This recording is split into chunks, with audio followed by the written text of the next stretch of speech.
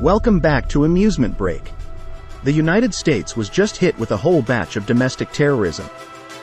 A bunch of weak, scrawny liberals took to major cities across the country to protest the war in Gaza. They attacked San Francisco, Chicago, and Manhattan. Little protests also formed in smaller cities too. Check out this clip.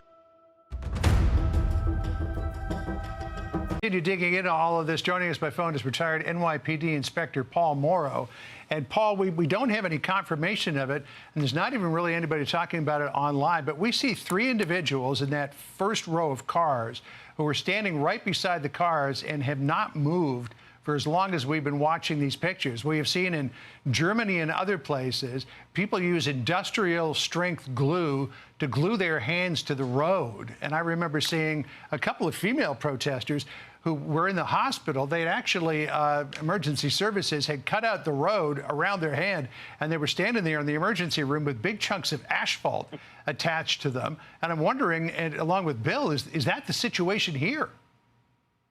Looks like they are doing something. So from what I can see, it looks like one of the female protesters has her arm in a tube that extends into the car. What that almost certainly is something they call a sleeping dragon. And what they do is they chain to each other, one protester to another, inside a pipe. And so in order to disconnect them, you have to get through the pipe, and then you have to get through the chains.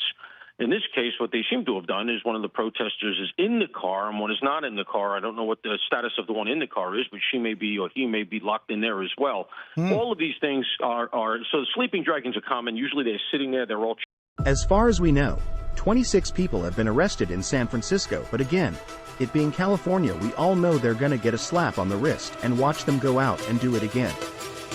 This is what Democrats want: chaos in our city streets through domestic terrorism and no accountability. Some would argue these people are un-American, with a lot of them holding other countries' flags instead of ours. Are we already being attacked by sleeper cells? I would agree yes, which is why we need Democrats out and Republicans back in office. Trump 2024.